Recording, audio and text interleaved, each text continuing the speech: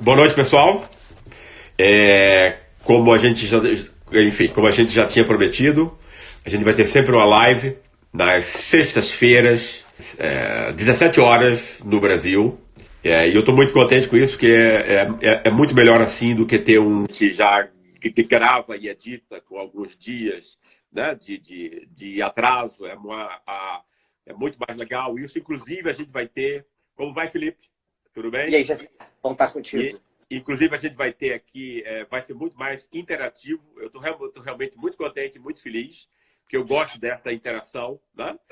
E a gente vai ter sempre uma live na sexta-feira, onde eu vou comentar o assunto que é mais importante na semana, mas a gente vai ter ao vivo também um debate com vocês. A gente está anotando as questões, o Felipe vai anotar e ele vai me mandar algumas dessas questões no final, então a gente vai sempre Isso. poder discutir, tá? E aí vamos separar o final aqui da conversa para as perguntas, né, Jessé? Exatamente isso, tá? Eu Bem, posso só pessoal. fazer um aviso aqui rapidinho para Claro, os por favor. seguidores, para todo mundo que está aqui assistindo a gente. No link, na bio do perfil, do seu perfil, tem um link direto para a Amazon, onde é possível adquirir o e-book do novo livro, A Guerra contra o Brasil. E ao concluir a compra, basta inserir o cupom Gessé Souza, tudo junto, e ter um desconto aí de 10% no valor do e-book. Então, uma oportunidade bacana aí para quem ainda não teve a oportunidade de ler esse livro, que a gente vai falar bastante aqui, né, Gessé? Exatamente. Olha aí que ótima ideia, pessoal. Olha aí que boa, né? Que boa ideia. Hoje, né? Quem comprar o livro hoje, na forma e-book, mas quem gosta do livro físico pode também encomendar, né? E recebe em casa. Então, sem perigo, né? E vai ter, então, esse cupom aí de 10%, tá? Para o livro para quem comprar hoje.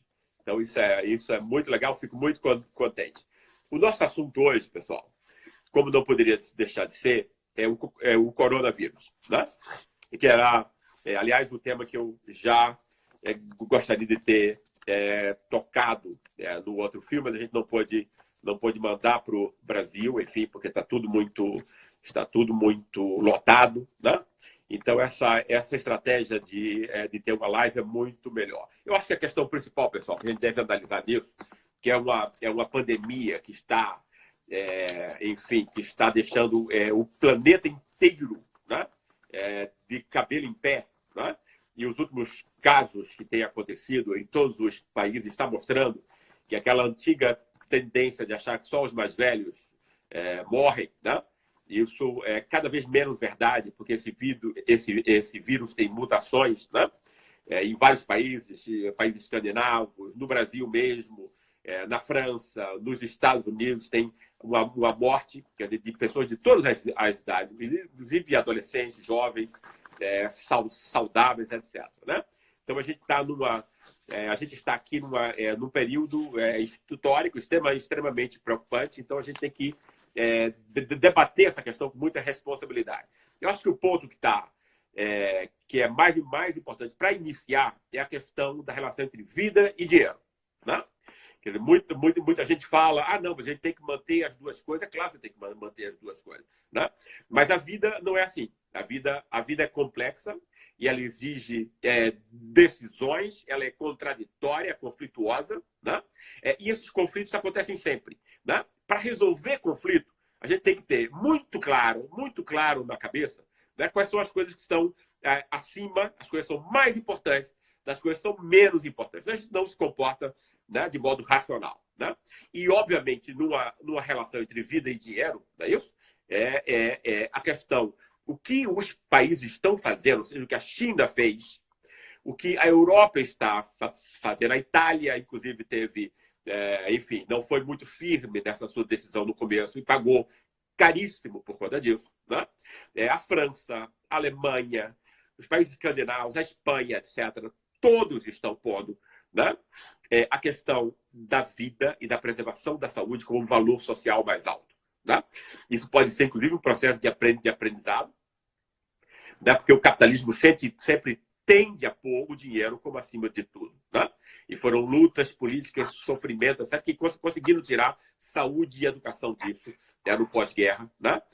Para vários países desenvolvidos. É por conta disso que fez criar sociedades mais igualitárias e mais justas. Né? Então, a gente está no instante em que essa questão desse novo turbo-capitalismo, né, pode chegar. É claro que essas coisas não são automáticas, não é simplesmente que existe um perigo dessa monta que a gente vai dizer que as pessoas vão acordar no outro dia mais inteligentes, né? Mas você tem o quê? Você tem um estímulo para reflexão. Né?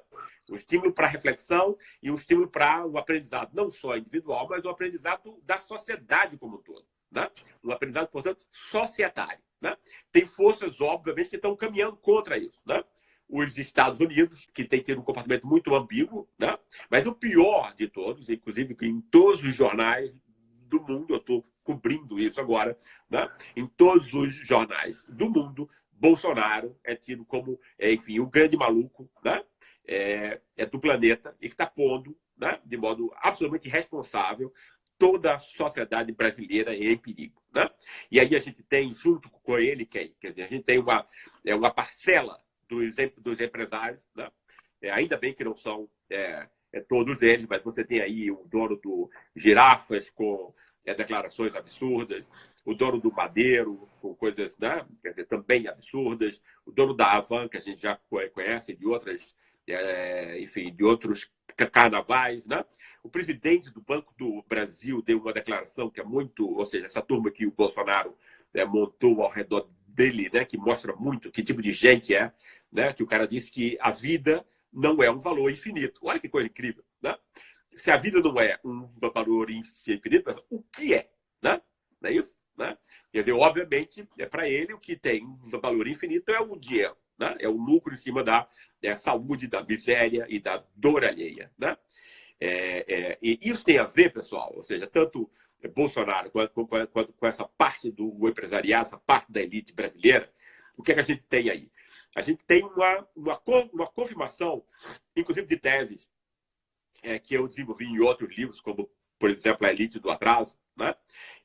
Que está pondo o quê? Por que é uma elite do atraso? Porque ela trata o seu povo como se fosse subjente. Né? Essa produção de subjente está mostrada, comprovada nesse tipo de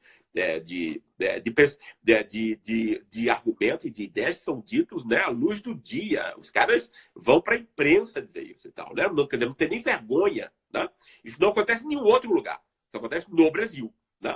Onde você tem esse empresariado desumano a esse ponto, né? E isso tem a ver com o quê? Isso tem a ver com o extraordinário, porque a gente vai analisar aqui hoje, né, a relação como as classes sociais no Brasil estão se comportando frente a esse drama, né? Claro, a representação política, especialmente Bolsonaro, para a gente entender por que ele está fazendo isso tudo, mas também como funciona a elite, como funciona a classe média, né? E como funcionam as classes populares também. Por que eles estão agindo, especialmente depois do que eu queria discutir com vocês e pensar junto com vocês sobre a questão de que por que ainda tem 30% da população brasileira que está, né, com esse, enfim, com esse genocida. Né? Não tem nenhum outro nome para ele. Né? Quanto à elite, a gente tem essa questão, que isso vai ser importante para a classe média também, né? De considerar o povo mestiço, pobre e negro, né? Como inferior. Né? Então tem um racismo de classe e de raça que se amalgamam no Brasil, né? De um modo muito importante, e que esse pessoal acha que esse pessoal não é gente. Então, quando não morre gente, quando morre pessoas e que não está, né? Que você como alguém que é igual a você, então a morte dessas pessoas não lhe comove, né? Não toca você, né? Porque não é uma pessoa igual a você. Eu acho que isso explica também, né? Muito do comportamento da classe média, mesmo da classe média que está contra Bolsonaro agora, né? E a classe média está em peso contra Bolsonaro, né? Por quê? Porque é uma classe que vai à universidade, entende, percebe o valor da ciência, né? Ou seja, quando a ciência diz que existe o perigo de morte, essas pessoas acreditam, né? Pelo menos a maior parte dela. A gente está falando sempre aqui do grande número. É claro que tem sempre malucos, né? E pessoas que têm um comportamento disruptivo e irracional em todas as classes. Né? Mas a maior parte dela, né? E ela percebeu que ela corre risco de vida, né? Com um louco desse no comando da ação. E aí a gente tem que entender, quer dizer, como é que essa classe mudou de opinião. Por que ela mudou de opinião agora? Né? E por que os muito pobres que sempre votaram em Bolsonaro não mudaram ainda de opinião. Ou seja, a minha ideia é que, a minha opinião acerca disso é que antes Bolsonaro era um cara antipovo, né? Antipopular, né? Racista, né? Anti-mulher, ou seja, misógino, né? Homofóbico, etc. Né? E quando você está enfim, faz o elogio da tortura e do assassinato, e o assassinato aqui é de pessoas pobres e negras, ou seja, todo brasileiro sabe que quando você diz que tem que matar bandido, delinquente, etc., conta o quê? Aquele jovem negro que foi encontrado com uma pituca de maconha no bolso. É esse cara que é tido como delinquente, criminoso e que merece uma bala da polícia, etc. Não o cara que faz, como a elite brasileira faz o tempo inteiro, que assalta a sociedade como um todo no mercado, que essa é a grande corrupção, né? Isso, isenção fiscal e essa transferência de juros, etc, etc. Ou seja, então, essa noção de delinquência como criada pela elite, né, vai ser e foi utilizado por Bolsonaro para montar esse ódio, esse racismo de classe e de raça que a classe média tem em relação aos pobres. Por conta disso, quando ele falava de assassinato, tortura, né, coisas absurdas com relação às mulheres, etc., incentivando a violência contra as mulheres, que efetivamente aumentaram muito no governo dele, contra homossexuais, etc., etc., essa classe média não se tocava tanto. Né? Por quê? Porque era a morte dos outros. Né? Era a morte dos outros. Era a morte dos mais pobres, era a morte dos excluídos, de quem estava à margem, etc., etc. Mas agora, essa classe média percebeu que essa morte da pandemia não tem classe. Ela pode morrer também. Né? Aliás, foi ela primeiro quem começou a morrer, porque era ela que podia viajar, etc, etc. Então, grande parte dessa reação, agora, essa mudança de humor da classe média em relação a Bolsonaro tem a ver com esse tipo de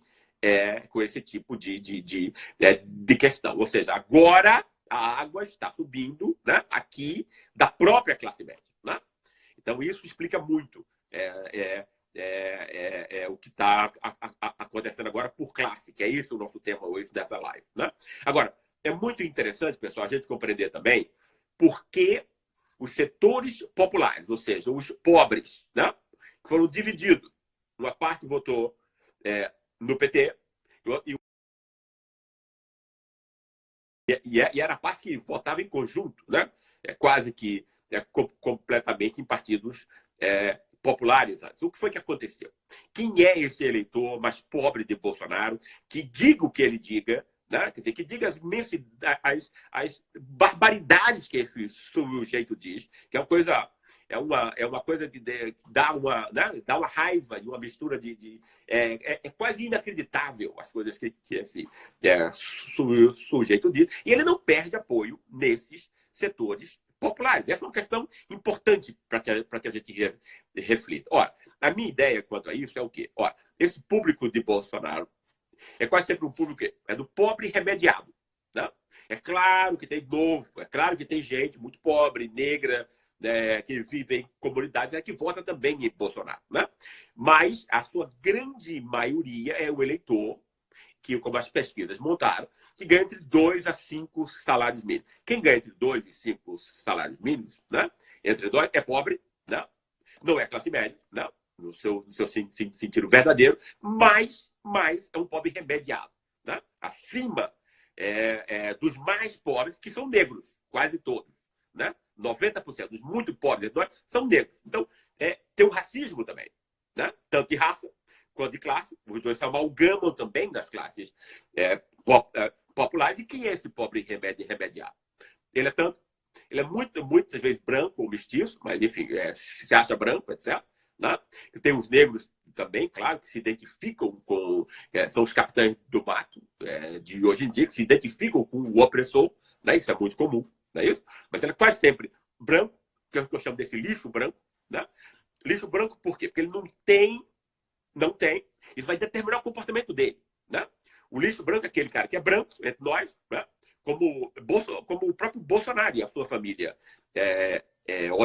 original, né? Do interior de São Paulo, tem muito italiano, imigrante, etc, etc, que tem uma certa educação, então para ter uma estrutura familiar, etc, mas que recebe muito menos, não é classe média, que está muito abaixo dos outros da classe média branca, né? E privilegiada, que tem acesso a uma vida de um europeu ou de um americano, né? Esse cara, ele tem raiva, ele tem muita raiva, ele não pode aceitar a sua própria humilhação, então ele tem que jogar essa agressividade em outro, né? Tanto na elite, né? Em grande medida, quanto no cara que é mais pobre dele, que é quase sempre um negro, e tal, né? Isso tem a ver, mas é especialmente o ressentimento contra as classes altas, contra a elite, né? E a classe média privilegiada, que explica que esse pessoal seja prisioneiro. Em parte também, a gente não pode esquecer, tem a ver com um plano americano.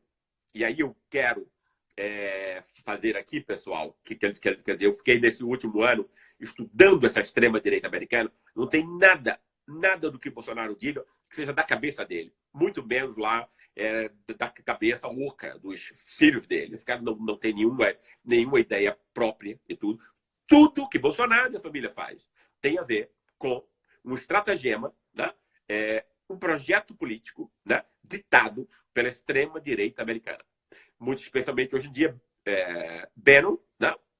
E por conta disso, porque eu mergulhei dessa extrema-direita que se constitui nos Estados Unidos a partir dos anos 70, né?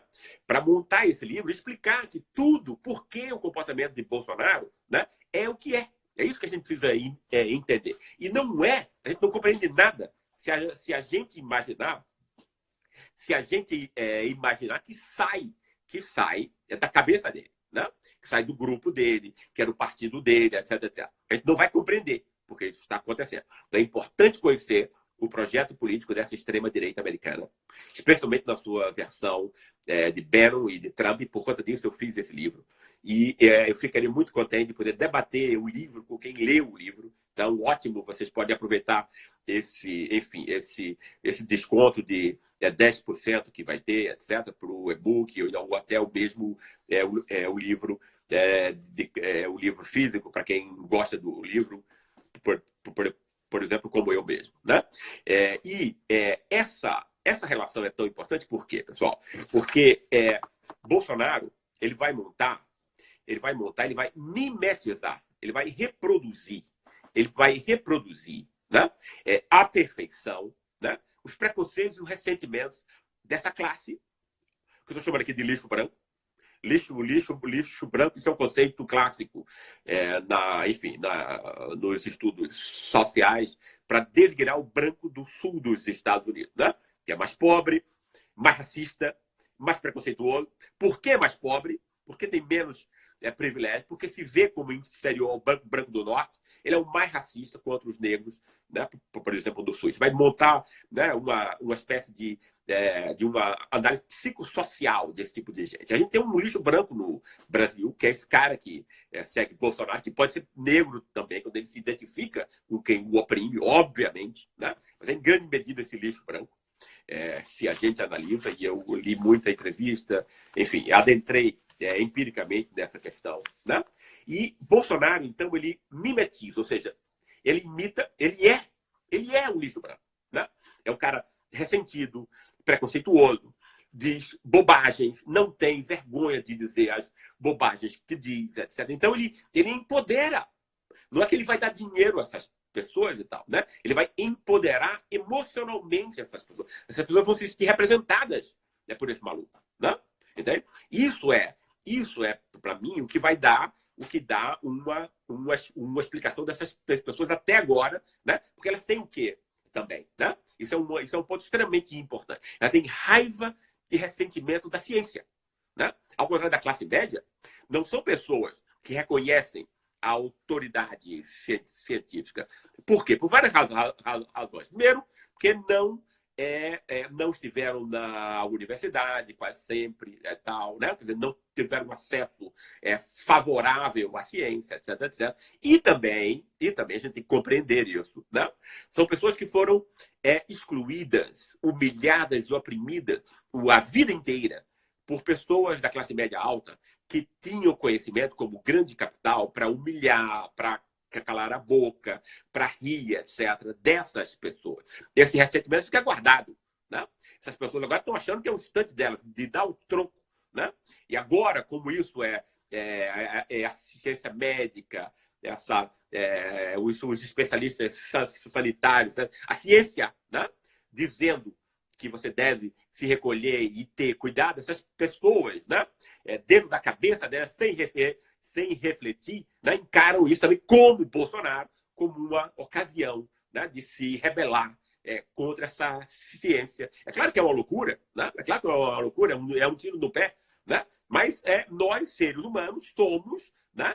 80% irracionais, afetos, né? A percentagem de racionalidade é mínima, né? Especialmente nessas pessoas que são prisioneiras do ressentimento, porque elas são prisioneiras da reatividade, como o próprio Bolsonaro é. E aí uma questão que a gente vai perguntar, como é? E aí esse cara nunca vai perder esse eleitorado cativo dele. Eu acho que ele vai perder quando começar a ter uma mortandade nessa classe. Não, entende? Porque aí nem o mais imbecil, nem o mais ressentido, quando começa a morrer ele próprio, a mulher, o pai ou a mãe, etc., ele vai acreditar. Né? Esse vai ser um processo de aprendizado muito duro, eventualmente, para essas pessoas. Obviamente, Bolsonaro está jogando na pior aposta, o capital político dele. Ele está louco para provocar um golpe, porque ele tem uma família envolvida até uma lama, até o pescoço em falcatruas, etc, etc, que ele tem conseguido a muito custo combater ali, evitar que elas saiam à luz do dia, etc. Né? E só um golpe salva a família Bolsonaro. Quer dizer, qualquer pessoa sabe disso, inclusive ele. Né? Então, ele está jogando no caos. Ele está jogando, inclusive porque ele não sabe lidar, ele não sabe comandar uma nação num instante de sofrimento, de dor. Esse cara é um psicopata, ele foi montado para guerra, para mentira, para intriga, né? Para o mal. Né? É só o que ele sabe fazer. Ele não sabe fazer outra coisa. Né? Entende? Então, eu acho que essas questões são extremamente importantes e que têm a ver com o que nós estamos vivendo agora. Eu acho que explica boa parte do que está acontecendo. E eu gostaria, mais uma vez, de aconselhar a vocês a leitura do A Guerra contra o Brasil, porque eu acho que mostra como todas essas ideias foram montadas por uma potência estrangeira e como esse pessoal está dividindo e saqueando o Brasil, porque esse é o plano da extrema-direita americana, né? Por meio de Bolsonaro. Pessoal, a gente já falou 25 minutos. Eu copiei aqui algumas questões, né, que nós vamos já de vocês que estão nos assistindo, e a gente vai, então, responder. Fico, quer dizer, como eu já disse, extremamente contente que a gente tenha essa interatividade, né? Que é uma oportunidade única e é o que enfim, eu fico muito contente em poder debater, conversar. É muito chato de ficar falando só, né? Então, vamos ter sempre isso aqui. Eu imagino que vocês achem isso mais legal também. Então, falem para os seus amigos, né? Vamos montar esse dia, esse nosso encontro, sexta-feira, 5 horas, final da tarde. A gente tem um bate-papo aqui, ok? Então, vamos lá para a primeira pergunta. Bolsonaro... Notícia. Tá. Uma notícia nova aqui, olha, que acabou de sair. Bolsonaro acabou de dar uma entrevista para o Datena, dizendo que o Mourão é mais tosco do que ele. Estão competindo entre si. A Veja vai dar uma matéria desse fim de semana dizendo que o teste de Bolsonaro foi positivo. Olha aí, pessoal. Né? Isso é um negócio impressionante. Esse cara é um criminoso. Né?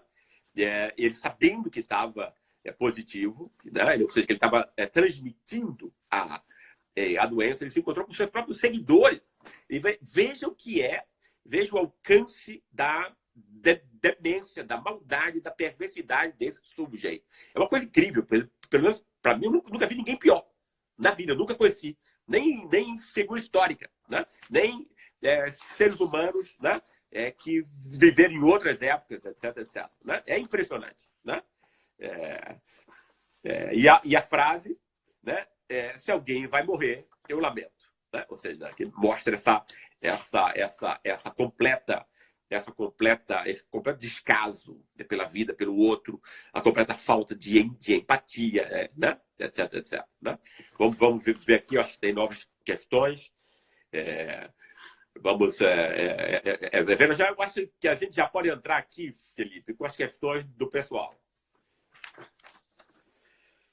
Assim, tem novas notícias aqui antes de a gente ver as questões pessoal. Olha, Bolsonaro defende a retomada dos jogos de futebol com metade da capacidade de lotação. É incrível isso, né?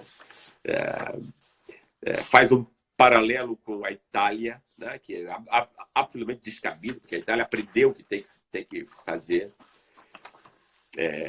Aqui tem outras questões aqui, ó. Fundamentalismo religioso, isso a gente já falou. Onde compra um livro físico? Tem uma questão aqui, isso é importante. Basta pedir. Amazon atravessa, tem feito um excelente trabalho de distribuição do livro também. Né? O livro está muito bem pontuado já, apesar dos poucos dias e tal, em vendas. É só pedir. Nessas livrarias online, você recebe com toda a segurança em casa o livro, né? Pega o papel, depois lava as mãos, tira, né? O livro né? E depois lava as mãos e tudo, pronto. Então você já pode, com toda a segurança, ler o livro físico, para quem gosta, né? O livro é da editora Estação Brasil, selo da editora Sextante, né? A guerra contra o Brasil, né? Que toca com mais profundidade, né? Em todos esses assuntos que a gente está vendo aqui, que vai dar uma outra ideia a vocês da profundidade do problema que a gente está metido, né? Com o Bolsonaro, que agora a gente tem alguém que foi posto como agenda. Vocês vão conhecer essa agenda, como ela foi construída nos Estados Unidos, etc. Né? E quem está financiando o Bolsonaro, né? E essa destruição brasileira, como a gente está vendo agora. Né? Bolsonaro está isolado, isso é uma das questões que a gente está... Ora, ele está isolado politicamente. Ele tem ainda esse pessoal que a gente estava aqui tentando compreender como é que existe gente que ainda está com ele, enfim, é um assassino, esse cara é um assassino. Né? Ele pôs a vida das pessoas em risco. O que ele fez, pessoal, não é só algo moralmente discutível, né? Enfim, e absurdo. Isso é um crime tipificado no direito penal brasileiro. Esse cara merece ir para a cadeia, esse cara tem que ser preso. Né? Ele está pondo o risco, ou seja, pessoas que, sabendo que estão doentes, põem a vida dos outros em risco. Essa pessoa isso é um crime tipificado no Código Penal brasileiro, prisão, né? Não é isso que seria...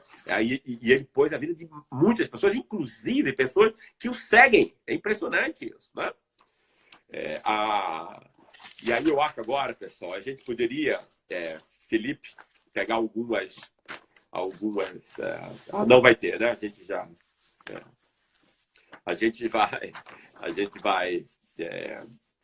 A gente vai ter aqui, a minha mulher está me ajudando, então é melhor a gente explicitar isso. Ela está montando aqui, não sei se ela está pondo as questões e tal. Olha, tem o desconto do e-book de 10%, o link está na bio, né? E o cupom é Gessé Souza, tá? É isso que era importante ser dito, que não foi dito ainda. Gessé Souza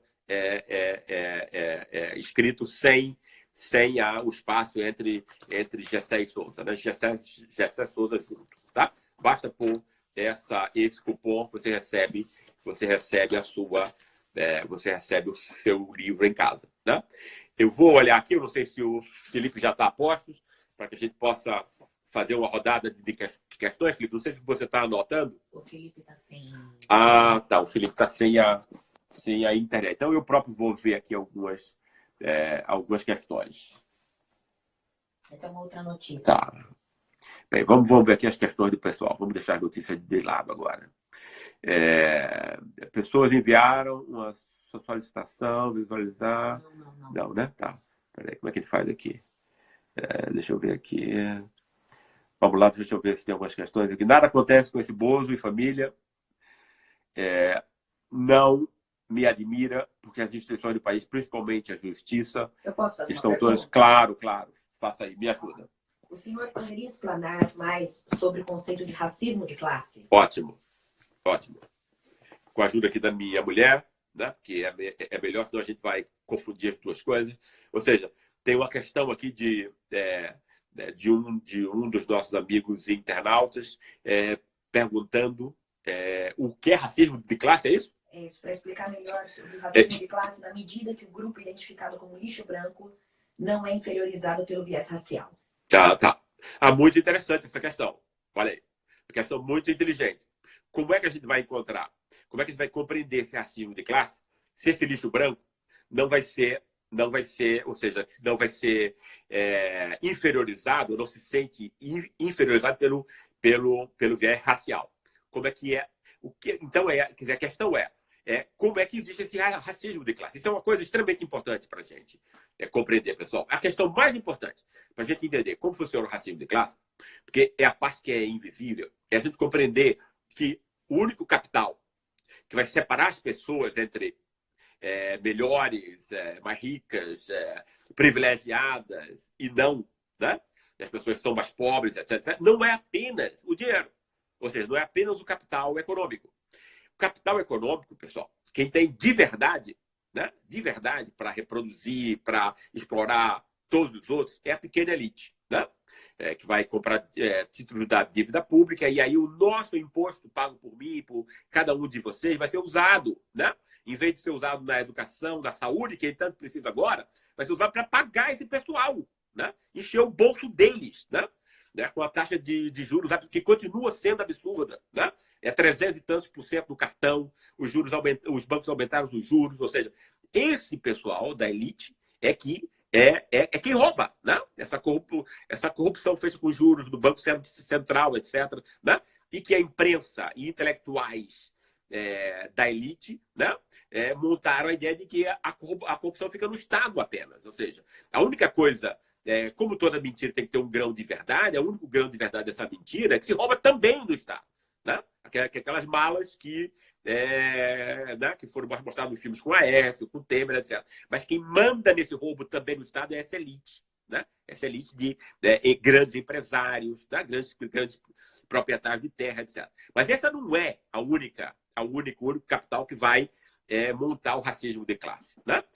Tem um outro capital que é tão importante quanto, que é o conhecimento, né? Que é o que a classe média real tem. Classe média de verdade, né? A que vai para a universidade, a que pode sair do país em viagem, que conhece línguas estrangeiras, etc., né? Que tem conhecimentos que vão ser importantes da vida, etc. Esse é o outro capital. É o capital cultural, ou seja, porque é um conhecimento legítimo, considerado legítimo, né? E isso vai ser o quê? As pessoas que não... Para você ter esse conhecimento legítimo, né, tem uma série de privilégios que você tem que ter, que são invisíveis. É por isso que ninguém vê. O preconceito tem classe, né? Entende? As pessoas só veem o preconceito de raça, que efetivamente é muito importante no Brasil, como eu discuti sempre, e eu discuto nesse último livro, ainda com mais importância ainda, né? Isso não é para retirar a importância do racismo racial, né? Para compreender como ele funciona, juntamente com o racismo de classe. O racismo de classe tem a ver com o quê? O pobre, coitado, né? Que nasce numa família que o pai também, né? E a mãe também é pobre, que são trabalhadores manuais, a mãe é um empregado, o pai é pedreiro. Então, ele nunca teve nenhuma intimidade com as letras, com a ciência, com a leitura, né? Isso vai passar para os filhos, né? Ele vai ter menos concentração na sala de aula, ele não vai ter amor à leitura, porque ele nunca viu o pai ou a mãe, que é quem ele ama. É assim que a gente aprende a amar a leitura, né? É porque o pai ou a mãe ou um tio que a gente gosta lê, né? Porque é assim que os seres humanos são montados como seres humanos, né? Então você vai chegar sem a disciplina necessária, também o autocontrole, sem pensar no futuro e renunciando ao presente. Nada disso. Ninguém nasce com essas coisas. Tudo é aprendizado. Tudo é aprendizado, né? Como isso é feito de uma forma muito inconsciente, invisível, dentro dos lares, né? Com a mãe e o pai, etc. Então isso não fica conhecido, né? Entende? É claro que tem também dinheiro nisso, ou seja, quem é da classe média real, né? Pode comprar o tempo livre dos filhos. O filho só estuda. Pode até errar, né? Pode vagabundear um bom tempo da vida, mas ele pode voltar, né? E estudar de novo. Ou seja, todas essas chances, né? Que vão fazer o quê? Com que o filho da classe média chegue na escola com 5 anos como um campeão, como um vencedor, né? Que ele vai ter depois, então, empregos melhores, vai ter prestígio, reconhecimento, autoestima, todo mundo vai dizer que ele é ótimo, etc. O pobre não. O pobre vai todo mundo dizer que ele é fracassado, que ele não presta, porque ele cai no álcool, ele cai no desespero, né? Ele não tem confiança em si mesmo, etc, etc. Né? Isso é racismo, isso é o que monta o racismo de classe. Né? Porque mesmo quem está embaixo, não é isso? Né? E não tem acesso nem a emprego, nem a tudo que esse emprego vai dar, que é acesso a apartamento, casa, mas não só isso, mas a reconhecimento dos outros, a admiração que os seres humanos precisam tanto quanto os bens materiais, né? Isso tudo vai dar ressentimento, né? A quem não tem. Né? Um ressentimento muitas vezes justo, claro, né? Porque é desigual, é absurdo. Né? E é um ressentimento que vai ser especialmente importante naquele cara que é branco, né? É filho de um Bolsonaro, filho de uma família italiana pobre, né? Enquanto boa parte desses imigrantes italianos no estado, na cidade como São Paulo, né? Subiu para a classe média. Mas ele ficou, uma boa parte ficou, né? Ele só tem a cor da pele, né? Para humilhar, para oprimir os outros, né? Mas ele tem ressentimento da ciência, do conhecimento que fez os outros progredirem e não ele. É assim que funciona o racismo de classe. Vamos lá, falando do Bolsonaro, o que você acha? Que o isolamento dele é uma estratégia pensada para o golpe? Eu acho que sim. Eu acho que vocês ouviram aqui, a minha mulher, Joyce Anselmo, me fez essa questão, né? E eu acho que é uma estratégia, a estratégia de isolamento é uma tentativa de fazer uma relação direta com o poder miliciano paralelo, do qual ele é o representante político maior. Ele sempre faz 20 anos que ele elogia esse pessoal, né? Esse pessoal envolvido em esquadrão da morte, assassinato e tudo. Esses são os amigos de Bolsonaro e de sua família, né? Que ele dá medalha, ele e os filhos, né? Dá medalha, emprega mulher, faz rachadinha, etc, etc. Esse é o esquema, né? E esse pessoal está armado, né? É o pessoal também pobre, remediado. As baixas patentes do Exército, que é onde ele tem efetivamente apoio, né? E as polícias militares, que é um dos empregos mais típicos desse lixo branco, né? Não é isso? Que não chega a títulos universitários, etc, etc. E esse pessoal está armado, pessoal. Ressentido, com raiva, né? Armado. Né? É claro que não é a totalidade, não quero agredir ninguém aqui das Forças Armadas, nem da Polícia Militar. Eu sei que tem muita gente decente, boa nesse meio, né? Mas grande parte dela está com o Bolsonaro, efetivamente. Né? E o público é evangélico, né? Que é usado e abusado, né? Não só na questão econômica, etc., mas na questão política também, né? Quer dizer, por líderes como irresponsáveis, como Edir Macedo, Silas Malafaia, etc., etc. Né? Então, esse pessoal, né, essa facção armada e esse povo, né, quer dizer, que tem porque, veja bem, é tudo muito contraditório, porque esse pessoal que apoia Bolsonaro tem uma raiva, que é uma raiva justa. É a raiva de quem foi esquecido entre nós, né? Que é enorme, é 70% do povo brasileiro esquecido, né? Pelo Estado, por tudo, etc. Né? Então, esse pessoal, né? Boa parte desse pessoal, claro que não são os 70%, mas 30% desses 70%, né? Não tem, né? Entendeu? O ressentimento, o ódio, né? A raiva, né? Domina esse povo. E esse pessoal, né? Essa malta, né? é o pessoal que apoia Bolsonaro. E como ele não tem nenhuma saída por seus próprios crimes, são muitos os crimes, pessoal. Né? Se essa coisa começar a ser perseguida, a gente vai ter o quê? 39 quilos de cocaína no avião presidencial, pessoal. Não é acaso, né? Esse cara é amigo, né, dessas quadrilhas que são conhecidas por tráfico de drogas, por tráfico de armas, etc. E ele governa para esse pessoal. Né?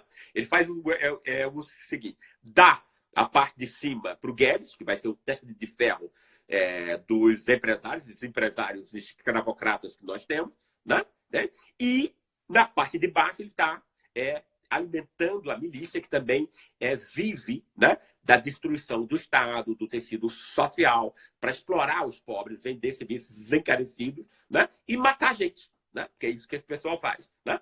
Então, ele está estimulando isso. Aquela revolta no Ceará ficou muito claro isso. Né? Então, ele está estimulando isso, que ele vê como a única saída. Senão vai ele e a família dele inteira para a cadeia para os próximos 100 anos. Né? Quer dizer, então ele não tem saída, ele não tem projeto político, não tem saída, está efetivamente isolado. Isso faz mais perigoso do que ele nunca foi. Né? Ele quer o golpe. Aliás, quer, como eu encerro o livro, A Guerra contra o Brasil, explicitando essas questões e por que a única saída dele é um golpe, né? E o fechamento do regime e a ditadura. Vamos para outra questão? Vamos para a última questão, pessoal. Estamos já base, há 45 minutos aí no ar. Falando da base de apoio ao Bolsonaro, qual a sua avaliação da postura dos evangélicos no Brasil? Veja bem, pessoal, isso é uma questão muito... uma questão complexa. Eu estudei empiricamente com um grupo de pesquisas há 10 anos atrás, há mais de 10 anos atrás, os evangélicos, né? E a gente nota o quê? A gente precisa entender primeiro, para que a gente possa criticar, a gente tem que entender primeiro o que é que esse pessoal recebe, né, de gente como Malafaia e Edir Macedo, porque senão a gente não compreende porque esse tipo de gente é seguido por dezenas de milhões de pessoas do Brasil. Né? O que esse pessoal recebe? Olha, é um pessoal pobre, mas não só pobre, humilhado. A gente tem sempre pegar essa questão da humilhação, que é tão importante quanto a falta de dinheiro. Se você é humilhado, né? Você não tem autoestima, autoconfiança, porque você recebe pisada e humilhação e patada o tempo inteiro na vida. Normalmente, quando você cai, você fica no chão. É a diferença entre os reveses da vida para um pobre e para um cara de classe média ou rico. Né? Por que é que há... E esse cara é abandonado. O que foi que os evangélicos perceberam? Olha, tem uma legião de gente abandonada no Brasil. Então você pode encorajar esse cara, dar autoestima a ele. Né?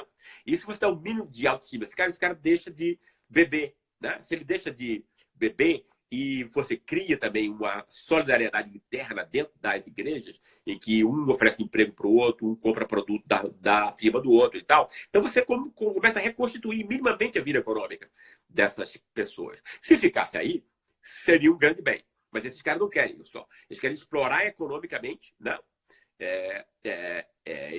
Esse pessoal. E quer também o quê? Se apropriar. Né? Acontece aí o que acontece com todo tipo de religiosidade extrema, que é o sacrifício do intelecto. Né? Você deixa de pensar com a sua própria cabeça, você perde a capacidade de pensar o mundo por si próprio, e aí a fonte de todas as suas decisões você delega para o pastor. Né? Aí reside o perigo. Né? Então você vai ter coisas criminosas, como Edir Macedo faz com as mulheres, que as mulheres não devem ir para a universidade, etc, etc. Isso é aceito pelas próprias mulheres e tudo, e pelos homens, obviamente, né? Que acham que vão ter alguma coisa positiva a partir disso, quer dizer, oprimindo, né? Quem vive com ele, né?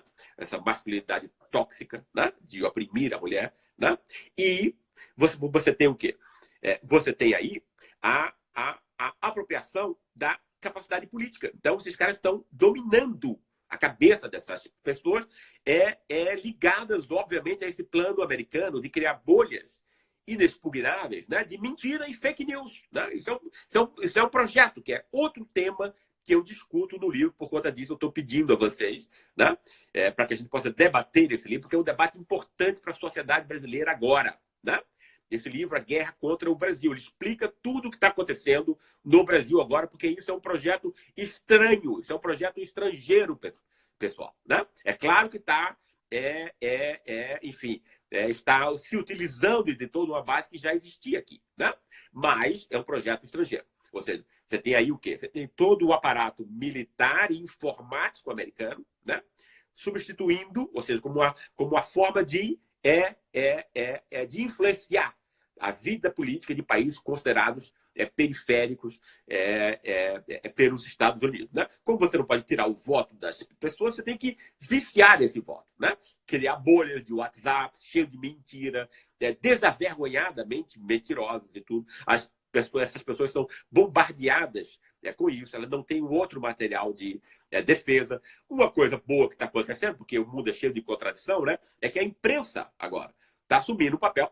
A Rede Globo, ao invés do papel vergonhoso que ela teve a partir de 2013, né, com mentiras e tal, etc., né, e escondendo, distorcendo a notícia, etc., não é isso?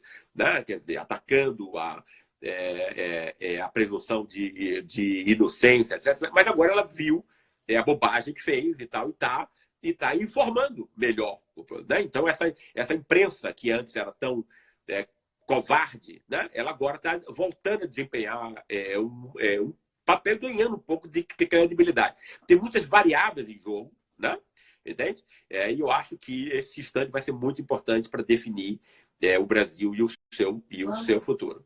Só mais uma questão, tá bom. Que é uma questão que está muito na imprensa no momento. Tá. É o que você acha da contraposição Dória-Bolsonaro, sendo Dória outro representante da elite do atraso?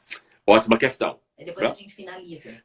Ótima questão. Essa é a última mesmo. A gente vai terminar ficando, o papo é tão bom com vocês, a gente vai terminar aumentando. A gente tinha pensado em fazer essas lives entre 30 e 40 minutos, a gente já está com 50, então vamos deixar como 1 hora, né?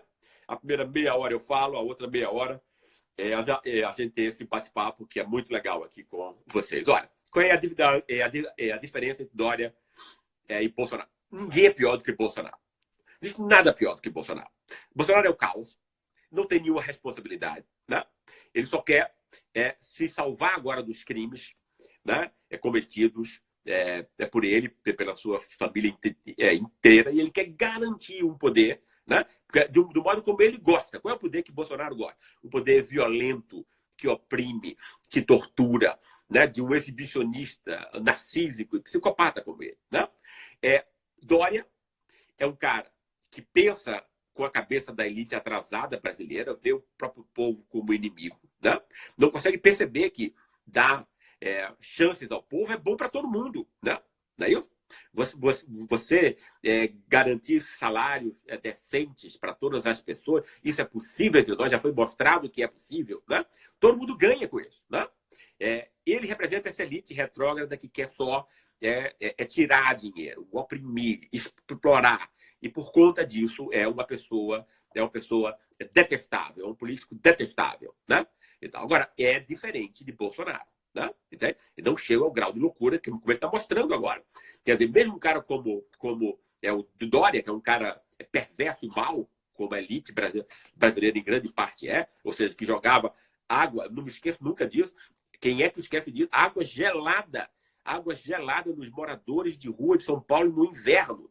Para quem não conhece São Paulo, no Brasil, São Paulo pode ser uma cidade muito fria no inverno. Tem meses em São Paulo, são muito frios. E esse pessoal recebia água gelada mandado por Dória, né? Para expulsar pobres que não tem nenhuma outra chance, nenhum outro lugar para ir. Dória representa essa perversidade da elite brasileira, né? Que odeia o povo, considera como subgente, etc. Agora, não tem o grau de irracionalidade. Não tem o grau de racionalidade de um Bolsonaro. Bolsonaro é um psicopata, né? Completo. Né? Não sabe nada sobre o mundo. Né? Está agindo de acordo com um programa estrangeiro Os Estados Unidos estão dominando, saqueando o Brasil. O Brasil já perdeu muita coisa por conta de Bolsonaro e de Guedes e de Moro. Essa trinca, né? É inimiga do Brasil, são traidores entre nós. Né? E, obviamente, dentro de uma opção dessa, que está se pondo hoje, né? É claro que Dória é muito melhor do que Bolsonaro. Mas eu espero que a gente não fique com essa escolha de Sofia, né? Entre Dória e Bolsonaro. A gente tem muitos políticos capazes entre nós, muitos estão ganhando, estão se mostrando à altura do instante, né? Vocês sabem a admiração que eu tenho pelo presidente Lula, Flávio Dino do Maranhão, etc. Né? Mas tem gente que está aprendendo e melhorando muito, né? Como Haddad, como Marcelo Freixo, etc. Né? Existem lideranças políticas que estão nessa ocasião de necessidade, né? Ganhando, né? Assumindo, ganhando um outro patamar. Né? A gente não precisa ficar restrito a Dória e a Bolsonaro. Meus amigos, chegamos ao final aqui.